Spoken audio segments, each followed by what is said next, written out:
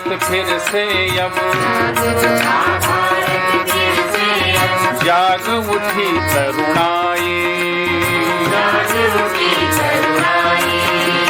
भारत माँ का गान गूंजता विश्व करे पहुनाई।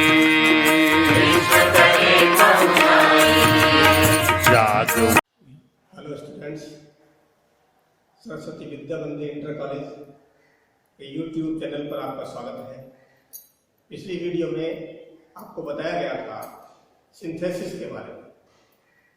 इसे बताया गया था यूज ऑफ पार्टिसिपल, पार्टिसिपल का प्रयोग करके किस प्रकार से वाक्य को जोड़ते हैं।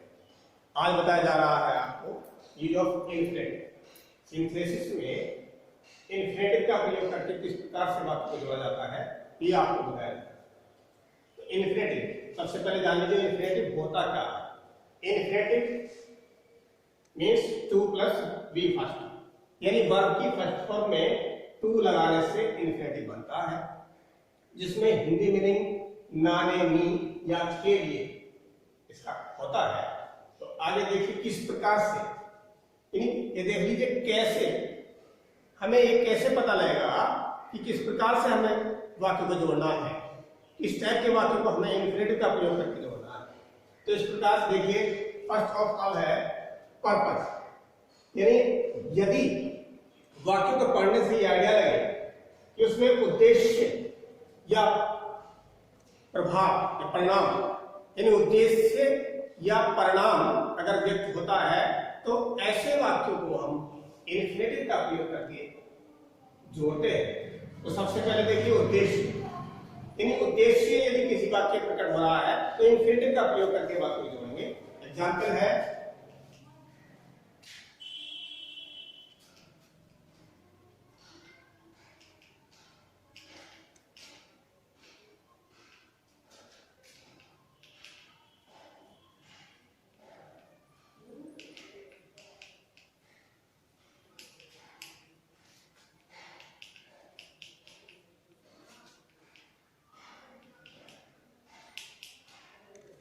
he went to Agra।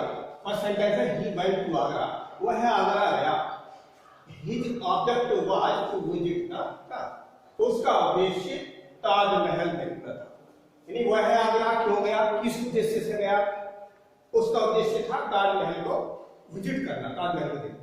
तो इसलिए ऐसे वाक्य को हम इन्फिनेटिव का प्रयोग करके जोड़ेंगे।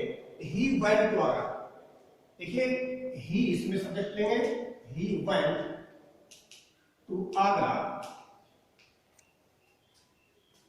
अब टू का मतलब बताया था, इन्फिनेटिव मतलब टू प्लस वर्ब की first form.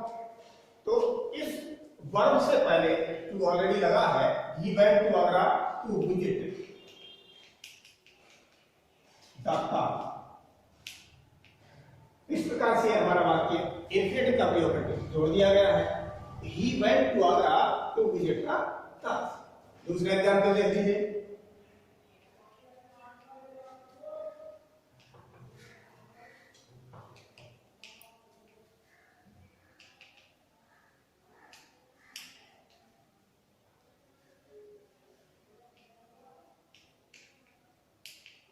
she is going to market।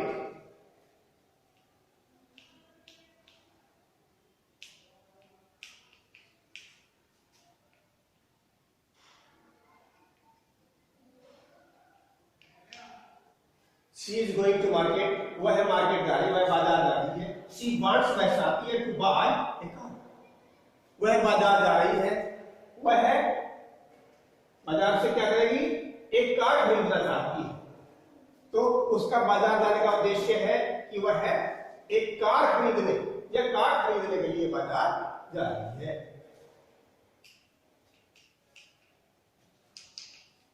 She is going to market। to market।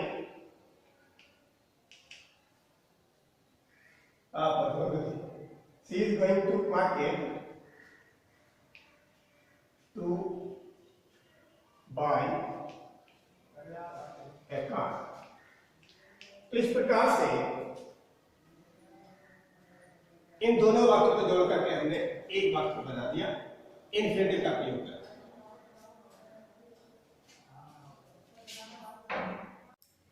करने के लिए दूसरा स्टेप है रिजल्ट। इन रिजल्ट को प्रदर्शित करने के लिए भी हम इन्फिनेटिव का प्रयोग करके वाक्य को जोड़ते हैं। देख लीजिए,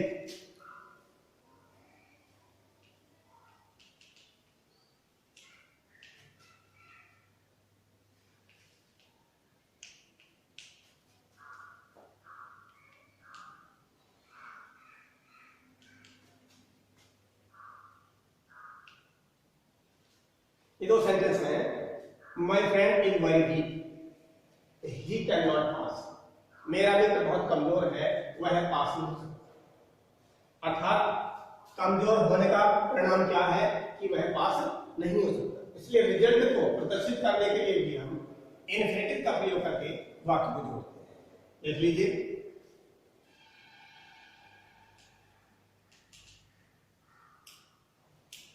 ध्यान दीजिए, जहां भी यदि जोड़ने के लिए सेंटेंस में वेरी का प्रयोग है तो वेरी के स्थान पर एडवर्ब टू, टी डबल और टू का प्रयोग करेंगे हमेशा। वेरी के स्थान पर too. My friend is too week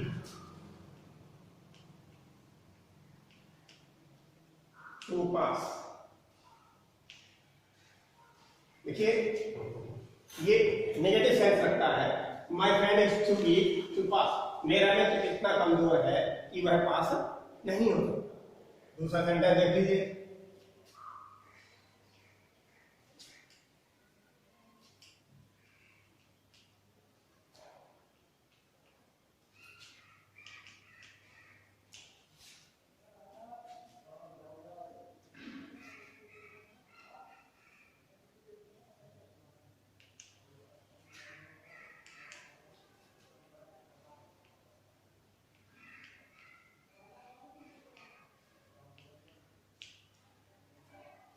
you are very tired, you will not work hard. तुम बहुत थके हुए हो, इसका परिणाम क्या है? तुम कठिन परिश्रम नहीं करो। तो ऐसे वाक्य में भी हम टू का प्रयोग करके, इन्फिनेटिव का प्रयोग करके वाक्य को जोड़ते हैं। हो जाएगा यू आर टू टायर्ड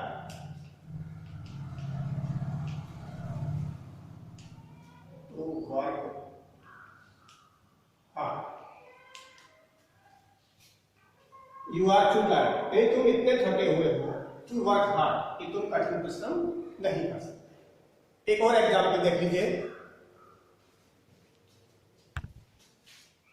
ऊपर वाला दबाया। तीसरा एग्जाम्पल है, इस टाइप से वाक्य आपके जोड़ने के लिए आ सकता है। He heard the news of his failure। दूसरा है इसमें he fainted। पहला वाक्य है he heard the news of his failure, दूसरा वाक्य है he fainted। यानी उसने अपने असफलता समाचार सुना, he fainted, यानी वह अपसेट हो गए।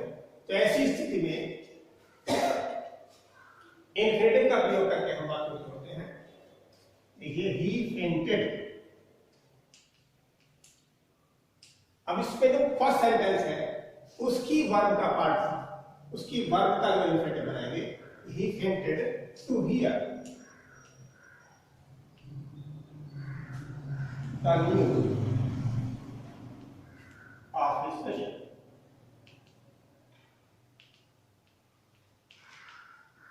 इस टाइप का सेंटेंस है।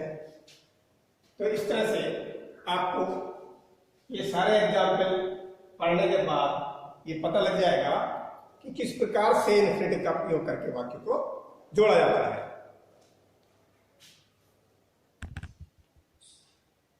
अब एक और एग्जाम्पल है, फोर्थ एग्जाम्पल देखिए। इस टाइप से भी वाक्य आपको आ सकता है।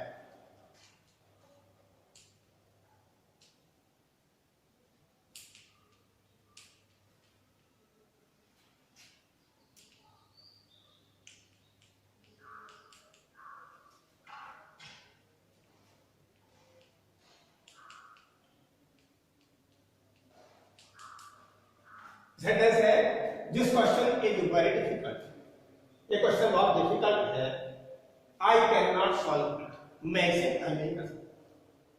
यानी यह प्रश्न इतना कठिन है कि मैं इसे हल नहीं कर सकता।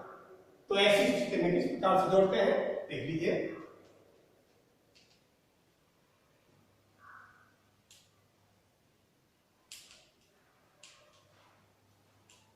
आपको बताया गया था कि वेरी के स्थान पर टू लगाइए। This question is too difficult.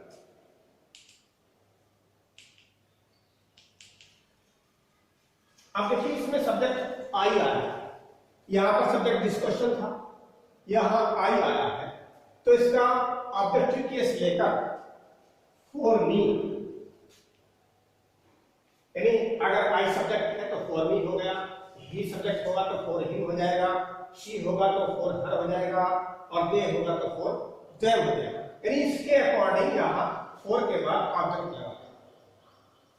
तो ध्यान दीजिए, this question is too difficult for me to solve. यानी यह क्वेश्चन इतना कठिन है फॉर मी, मेरे लिए कठिन है। हो सकता है कोई किसी और के लिए कठिन ना हो, उसके लिए आसान हो, दूसरे के लिए आसान हो, अर्थात मैं इसे हल नहीं कर सकता। तो this question is too difficult for me to solve. यह प्रश्न मेरे लिए इतना कठिन है कि मैं इसे हल नहीं कर सकता। तो इस प्रकार से भी वाक्य आपके लिए जोड़ने के लिए आ सकता है। धन्यवाद।